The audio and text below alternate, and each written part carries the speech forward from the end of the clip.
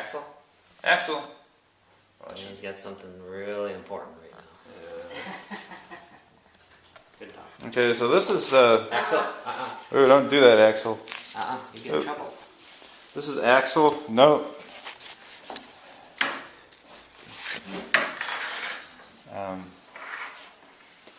A little puppy that's a seeing dog. What, seeing? Seeing eye dog. A seeing eye dog in training, and there you go. So you might be seeing Axel in public, and the folks who are training. Axel, can you introduce yourselves? Tracy Zechmeister. And Mike Zechmeister. okay, so if you see Axel in public, they ask. He's very cute, but they ask you not pet him, and because he has to be loyal just to one person, and that's the blind person he's eventually going to serve, right?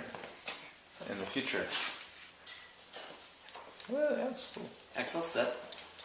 Yeah, Axel's. Oh, yeah. And Axel's is 11 weeks old. Today. Today. He's 11 weeks old today. Oops. Okay.